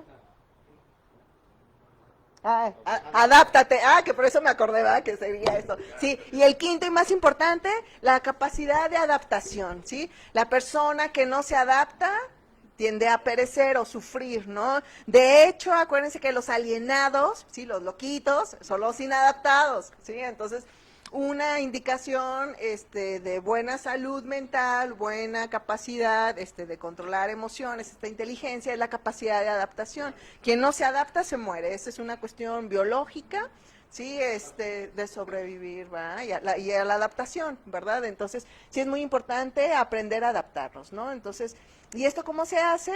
Pues se puede lograr con mindfulness, ¿no? Entonces, no sé, ¿algún otro comentario? Sí, por favor. Gracias.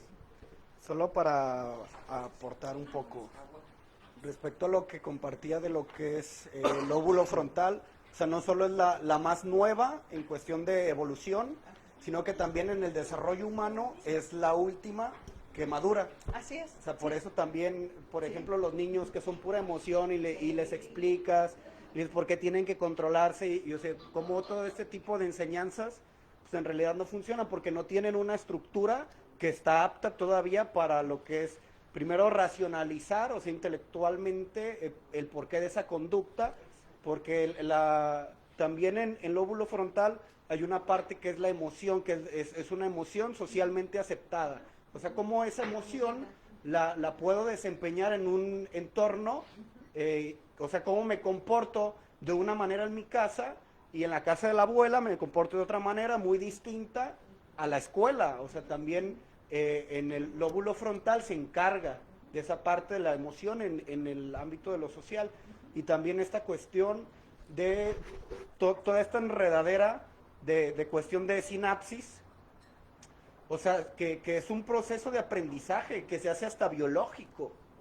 O sea, el ir a terapia es como reconectar esos cables, pero, o sea, son estructuras que se vuelven sumamente sólidas y que vivir cierto tipo de emociones o de circunstancias van a afectar. O sea, lo que es el vivir, por ejemplo, mucho bullying, lo que es una violencia a edad temprana, o sea, hay estudios que hablan sobre estas lesiones en lo que es también en áreas frontales, o sea, muy similar a la personalidad adictiva. O sea, también hay trastornos de problemas de inhibición de la conducta o también ese problemas de empatía, cuestiones así por cuestiones de crianza, ya no son orgánicas, pero sí esa cuestión social también va a moldear eso. O sea, ahorita lo veíamos un poco desde la parte estructural y aunque decía todos compartimos la misma estructura, pero como esas crianzas que tenemos va a distinguir. O sea, si yo soy una persona que tuvo una educación un poco más represiva a una persona que no tuvo límites en su crianza, o sea, también a nivel estructural, o sea, son redes que se están activando o que por el contrario no se están activando. Entonces, si yo viví con un estilo de creencia muy permisivo en una edad adulta, yo voy a tener problemas de adaptación precisamente porque yo no puedo inhibir cuestiones que otros tienen aprendidas y compartidas. Y viceversa, o sea, si yo fui muy reprimido, yo no me puedo desenvolver como otros a realizar cuestiones comunes, precisamente porque está sobreestimulada esa área y que también está conectada con cuestiones simbólicas. Esto no porque es malo, esto no porque te va a llevar el diablo, porque es pecador. Entonces ya no únicamente se queda como en una cuestión estructural, sino que ya entran símbolos o cuestiones de sistemas de creencia, que es lo que se ataca desde terapia. O sea, porque aunque la cuestión de los neurotransmisores sea exactamente lo misma, esa base de creencia es lo que va a decir, o sea, lo que me va a generar una resistencia ante cambiar este comportamiento o incluso si ya me hice adicto a ese ciclo. O sea, visto desde yo soy una persona triste, yo soy una persona dependiente, yo soy un enfermo alcohólico. Ajá. Pero esta etiqueta tiene todo un sistema de activación. Entonces es algo que va exponencial, o sea que se vuelve muchísimo más complejo mientras más crecemos y mientras más información tenemos que apoye pues ese sistema de creencias. Sí, porque algo que mencionas muy padre es la cuestión de la neuroplasticidad, ¿no? Entonces, una persona joven tiene más posibilidad de hacer cambios ¿sí? Porque la neuroplasticidad es como más fácil, ¿no? Y conforme vamos haciéndonos grandes, viejos, pues aparte de las canas y que ya nos truenan las articulaciones, pues también cerebralmente, ¿no? Ya no tenemos esa neuroplasticidad tan sencilla y además ya agarramos roles, ya agarramos y cómo voy a cambiar, cómo voy a dejar de ser el rudo, cómo voy... Entonces, todas esas cuestiones de prejuicios y todo esto social, pues sí interfieren en nuestra evolución personal, ¿no? Entonces, sí, hay que irnos adaptando a las circunstancias, pero primero conociéndonos qué queremos, ¿no? Y poner pros y contras, ¿no? La cuestión social puede ser nuestro aliado, pero también puede ser nuestro peor enemigo, ¿no? Entonces, les digo, siempre la psicoterapia nos va a ayudar a ubicarnos en dónde estamos y qué queremos y hacia dónde podemos irnos, pero sí, es muy importante. La neuroplasticidad no es imposible, ¿sí? Pero se hace más difícil con la edad, ¿no? Y... ¿qué más? El cerebelo y el hipocampo son las áreas del cerebro que tienen más neuroplasticidad, ¿sí? Entonces, sí se pueden generar nuevas, resimbolizar, pues, ¿no? Es Reestructurar. el cerebelo y ¿cuál el otro? hipocampo. Ah, y el hipocampo. Ajá, que es el de la memoria, ¿no? Entonces, por eso de que podemos aprender cosas nuevas, sí se puede. Nos puede costar un poquito más de trabajo, pero sí se puede, ¿no? Y en las cuestiones de psicoterapia es fantástico, porque incluso hay estudios, Eric Kandel, que ganó premio Nobel, demostrando que incluso el hecho de platicar es terapéutico, ¿no? Porque va generando conexiones. Entonces, el ir con el terapeuta, a lo mejor si voy a alguno que no sea tan bueno, pero que me deja hablar y yo solito estoy reestructurando de lo que estoy diciendo, pues el simple hecho de que ya hable y ya reelabore, eso me sirve. Pero si el terapeuta además es bueno, pues imagínate, ¿no? Fabuloso todo el cambio, ¿no? Pero sí, el hecho de dialogar también genera neuroplasticidad, ¿sí? Sí. ¿Quieres compartir? Se me hace muy padre porque lo que dice Farah es cierto, o sea, llega una etapa del desarrollo del cerebro, creo que es hasta los 30. De hecho está diagnosticado que la edad adulta es a los 21 porque es cuando el cuerpo deja de adolecer y ya la formación del lóbulo frontal ya llega a su etapa final y ya empiezan a razonar un poquito. El programa habla de eso también, ¿verdad? Que a veces hay gente que estamos en los 40, 50 y tantos y seguimos actuando como a la edad de 17. Pero es que es algo bien confuso y bien difícil en nuestra cuestión cultural y más en la sociedad, en el sistema social que vivimos. O sea, es lo que le compartí ahorita con el padre Ricardo, que le decía, sales de una y caes como en 20, cabrón, o sea, te bombardean, hijo de su pinche madre. O sea, si no hay ese tipo de observación y ese tipo, por eso nos interesa mucho que la gente realmente quiera, porque es individual, o sea, está en cada ser humano que quiera modificar, y es donde ya no queremos hacer cambios de hábitos. Llegas a una etapa adulta, a los 40, y de los 40 te dicen que se empiezan a morir al día como 10,000 neuronas, o sea, llegas a la etapa donde ya tu cerebro está chido y ya se empieza a morir. Uy, hijo de su puta madre. O sea, dices tú, ¿qué pedo? Entonces, aquí pero también te dan una solución chida. Es una cuestión de hábitos que me encanta mucho, ¿verdad? Que yo he aprendido mucho de ti, Ren, y de la gente que nos vamos relacionando. Todos aprendemos de todos, y a mí me gusta, donde tienes que cambiar tu cuestión alimenticia. Dicen que si cambias tu cuestión alimenticia, tus hábitos de salir a caminar o ejercitarse un poquito a una edad de 40 años, puedes evitar que ya no sean 10,000 neuronas las que se mueran al día, pueden ser 2,000. Entonces, tu cerebro va a vivir un poquito más. Comparten esto también porque decían que anteriormente no existía lo que viene siendo la enfermedad esta del Alzheimer y todas esas cuestiones mentales. Pues la gente se moría antes. Porque se moría antes, exactamente. Porque la etapa adulta era 40 años, máximo, ya era una tercera edad. Entonces ahorita ya la gente 80, 90 y se van creando más cuestiones mentales, ¿verdad? Ahora sí que no es un lujo, no es un gusto, es una necesidad y una responsabilidad, ¿verdad? Yo creo en eso, pues, y que es individual, y que ahora sí que la gente si tenemos autoconocimiento, tanto de nuestras reacciones del cuerpo, como emocionales, y conocemos nuestra historia, yo creo que nos vamos a ser un poquito más responsables para tener una vida de calidad, un poquito más de calidad. Pero yo creo que está en cada uno de nosotros, ¿no? Sí, y como lo decimos cada vez que vengo, ¿no? La dieta es fundamental, ¿no? O sea, el impulso del hambre viene del sistema límbico, pero es nuestra responsabilidad elegir qué, ¿sí? Entonces, comer se va a ver reflejada en nuestra salud. Lo que comemos se va a ver reflejado en nuestra salud. La higiene del sueño, sí, es algo muy importante dormir bien, sí, de 7 a 8 horas y de preferencia en la noche, que es como biológicamente está determinado, para eso está la glándula pineal, ¿no? Y la actividad física, porque somos seres con músculos, que es para movernos. Entonces el sedentarismo nos enferma, una mala dieta nos enferma y el no dormir lo suficiente nos enferma. Fíjate que aquí estamos trabajando con algo que queremos que la gente abra los ojos un poquito, porque comúnmente nos enseñaron a adorar a nuestro agresor, hasta quererlo de cierta manera. Cerramos los ojos a una realidad palpable. Este cuate de Netflix, no me acuerdo, el creador de Netflix, hace poquito en una conferencia dijo que el ideal de su empresa es que la gente no duerma. Fíjate, o sea, lo está diciendo.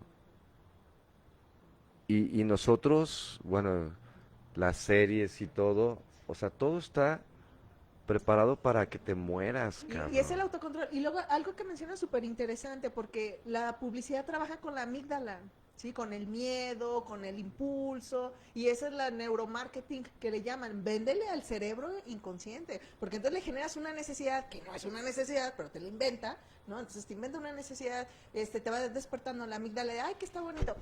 Como ahora con los chiquillos, ¿no? Que ya no les puedes poner animalitos en los panquecillos, ni ciertos colores, porque entonces estaban trabajando con la amígdala, ¿no? Entonces, ya así como más consciente. Entonces, sí, suena muy perverso, realmente lo es. Dices, qué Y es terrible, una realidad que pero no queremos nosotros ver, con ¿eh? nuestra ignorancia, así como, ay, no, actuando con ignorancia, pues no, qué mal, por eso hay que informarnos y entonces actuar de manera consciente, que ya podemos darnos el lujo de echarnos un maratón de Netflix todo el tiempo, ¿no? Y es que está bien sencillo, o sea, no sé si te des cuenta que en los canales abiertos siempre te mandan noticias fatalistas para meterte miedo. Y este miedo psicológico, que es adicto significa esclavo, ¿verdad? Que nos convierte en esclavos de algo. Entonces, yo les digo que toda la gente que vivimos con miedo psicológico, estamos destinados a depender siempre de algo, sustancias, gastos, lo que sea. ¿Verdad? Y que mientras que no abramos los ojos a esa realidad, no vamos a echarle ganas a lo que tenemos que enfrentar. Pero es bien complicado, en serio, porque ya cuando la gente le dice lo que tiene que hacer, no lo quiere. Sí. No, y depende quién se lo diga, ¿eh? Porque Sí. dice en casa Sí. de Herrero, digo, porque le van a decir como, bueno, pues que está pasando tal, no, pues no, entonces hasta que no le dice a alguien más, a otra persona lo mismo. Así que- Hacemos lo mismo, hacemos personalidades, o sea, si no es una super personalidad, no lo crees.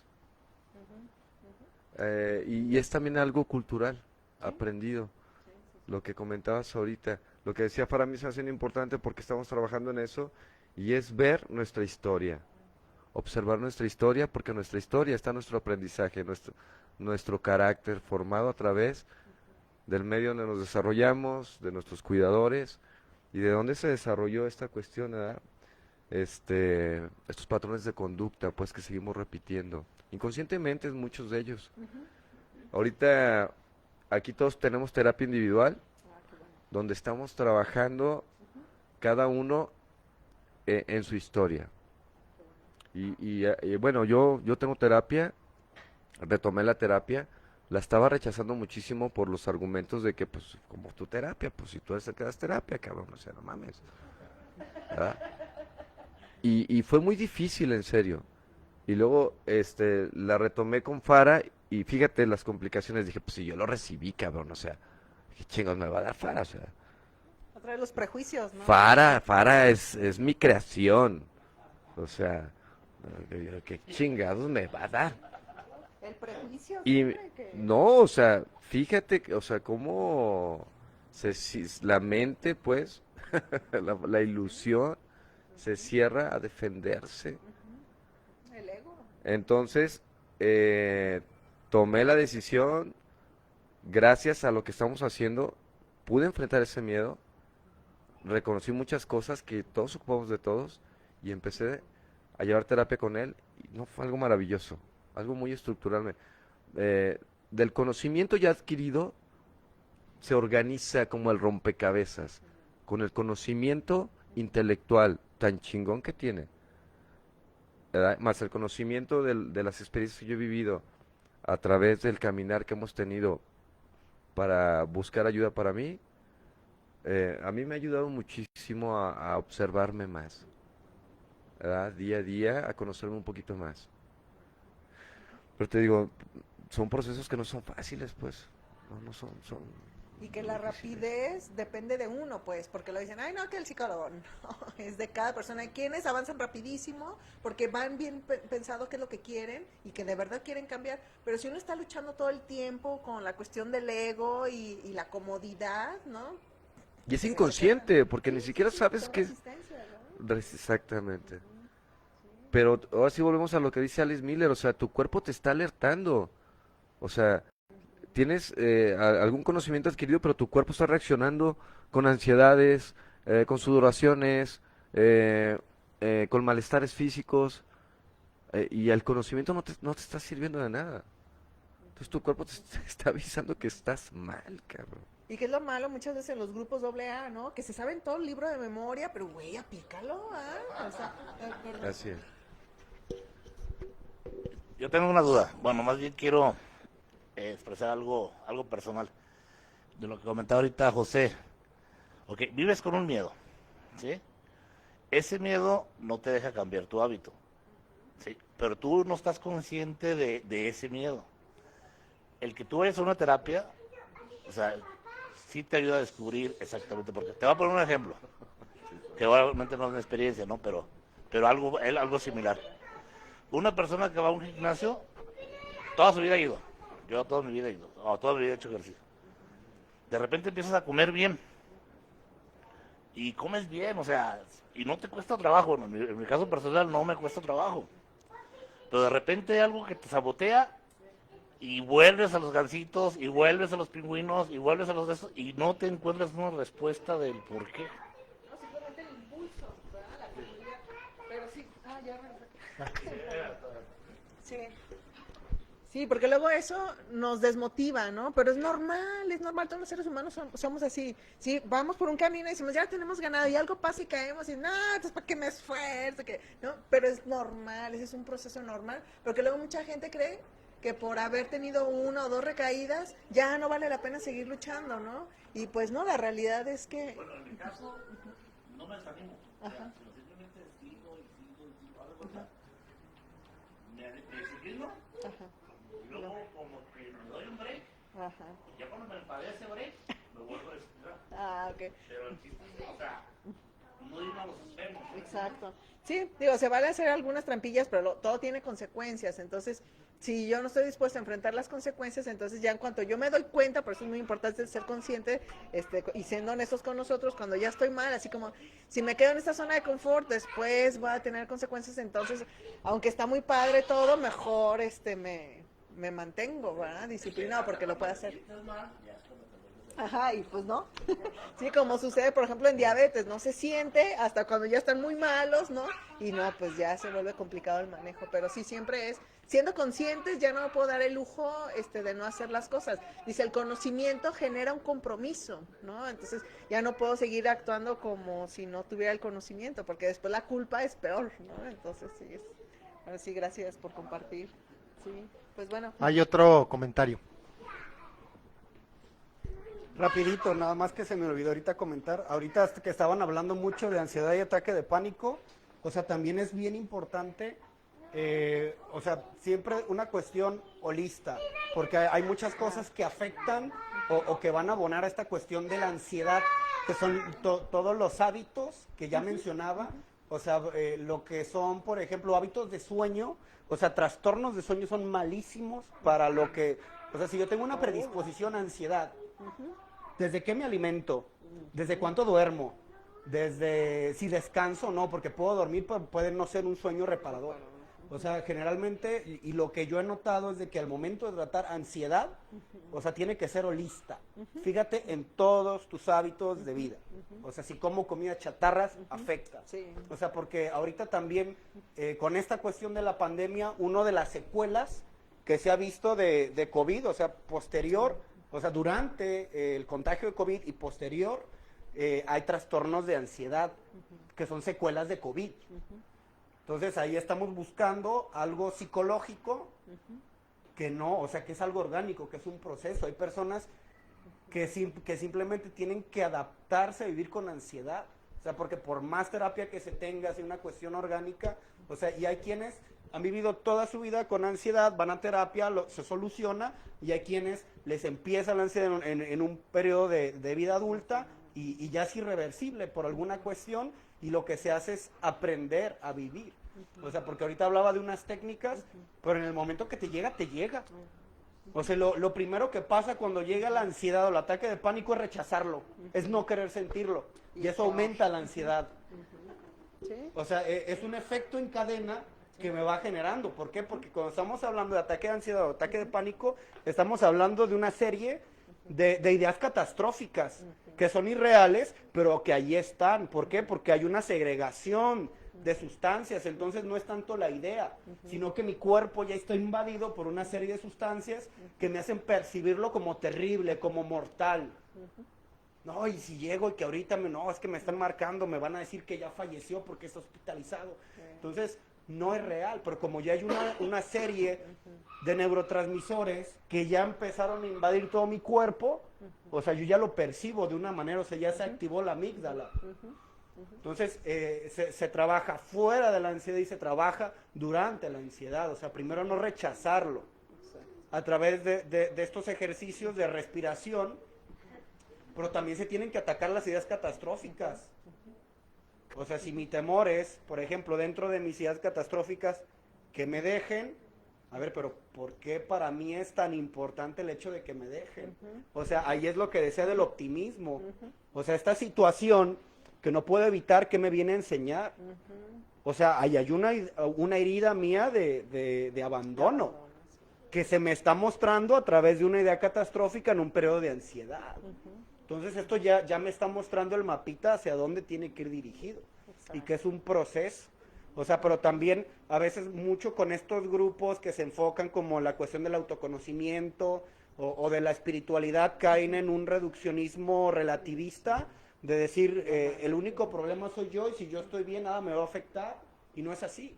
O sea, yo por más zen que pueda hacer, si estoy en un entorno nocivo, o sea, por más sobrio que esté, si estoy en un entorno de adictos o de personas que me están sonsacando, o sea, tengo que cuidar ese entorno también. Entonces, no todo es individual, sino está otra parte colectiva, que también es sumamente importante y que a veces se deja muy de lado en los grupos, o ya sea espirituales, pseudo espirituales o de autoconocimiento, porque se centran únicamente en la persona. O sea, y desde aquí se procura trabajar tanto en lo individual como lo que yo procuro hacer, lo colectivo. O sea, ¿qué es lo que está dado por la sociedad? Que se refleja en mi historia de vida, despersonalizar, que durante algún momento fue mío, pero fue aprendido por un entorno con ciertas tendencias, y cuidarme de eso también. Sí, sí, sí. Está súper interesante siempre. Sí, gracias. Pues gracias. Pues gracias, Ceci. Gracias. Y si ya no hay más comentarios, ¿va? ¿O alguna duda? Quería preguntarte del mindfulness. Me acuerdo que Kobayashi nos dijo que, ¿verdad? Esa vez que lo invitaste, que estuvo padrísimo. Después lo volvimos a invitar, ¿verdad? Sí. La ruta de Santiago aquí nos la compartió muy padre también. Que decía él, ¿por qué mindfulness? ¿Y qué es el mindfulness? Así brevemente, así nos lo puedes Sí, decir. la conciencia plena. ¿Se acuerdan que decíamos? No es la conciencia llena, sino la conciencia plena. Es decir, estoy aquí en mis 5 sentidos, ¿sí? Y se está consciente aquí y ahora. Mindfulness no es pensar en el pasado, ni con mis prejuicios, ni hacia el futuro. Es decir, aquí y ahora estoy vivo, estoy respirando, estoy en compañía, sí, que si debo, que si me van a embargar, que si los cuernos, que si no. Eso no importa. El mindfulness es poderme desconectar de todo ello, vivir el momento, el aquí y el ahora. Entonces eso me quita la ansiedad, eso me quita la depresión, eso en el aquí y en el ahora, como es en el momento de hoy, el solo por hoy casi, ¿no? Pero en el vivir en tus 5 sentidos en este momento. Y por eso eran las técnicas, ¿se acuerdan? En el cual cerrábamos los ojos y activábamos los 5 sentidos en el aquí y en el ahora, ¿de acuerdo? Y es eso, la conciencia plena en el momento presente. Pero para llegar a ese punto se necesita... Son ejercicios, no, mindfulness son ejercicios, no es psicoterapia, ¿Ejercicios? son ejercicios, como decir yoga, es ahora mindfulness. De hecho, en las propuestas de estilo de vida saludable está comer bien, dormir bien, hacer ejercicio, socializar y mindfulness, porque el mindfulness te ayuda a controlar la ansiedad. Había una psicóloga que llegó aquí y decía, o sea, algo como el mindfulness nos lo compartía y nos decía, es que, o sea, ¿por qué no se puede en el ahora? Yo le digo, ¿y cuánto tiempo llevas tú para estar en el ahora? Me dice, 10 años. Le digo, entonces, no se puede, o sea, a mí se me hace complicado, pues. Es complicado, Se porque necesitas necesita. quitar el yo, porque no, yo cómo, y cómo me van a ver, y es que así no, este no es mi perfil, es que... No, o sea, no, tú vive el momento, el aquí y el ahora, pues, ¿no? Sin el ego, sin los prejuicios, sin las etiquetas, sin nada, ¿no? Simplemente ser en el momento, aquí y ahora, disfrutando los estímulos que se tienen en el momento, ¿no? Pero cuando hay una aliación del pasado, está medio cañón, ¿no? O sea, no deja de ser algo como momentáneo, o sea, como emocional, y luego sales de ahí, porque así me pasaba a mí, ¿eh? Yo llegaba al grupo, ¿verdad? Y pues, estaba bien chido, pero salía, se me atravesaba un cabrón y, ¡joder su puta! Así como, ¿cómo se acabas de salir? Se me iba la espiritualidad, Se acabó. o lo que decías tú, una llamada y vale madre. Ajá. Pero lo que se me hacía muy padre de Kobayashi es que decía que en las cuestiones de para los profesionales le pusieron mindfulness a lo que era la meditación, ¿verdad? Para que ellos lo pudieran aceptar, decía que era algo Sí, muy porque común. realmente el mindfulness está adaptado de Medio Oriente, o sea, no es algo nuevo, ¿no? El nombrecito sí, pero es una técnica milenaria, ¿no? Es una técnica milenaria. El nombre fue para que lo aceptara la comunidad científica. Así es, sí, sí, sí. Para que lo pudiera aceptar, dice, para que tomarlo Sí. nosotros, dice, Sí. no, para estar chido. Sí, sí, sí, pero es algo que ya tiene millones, ¿no? Posiblemente millones de años. miles de Muchísimas años. gracias, No, Cecilia. pues gracias a ustedes, Gracias. qué bueno que me invitaron. Nos vemos la próxima. Gracias.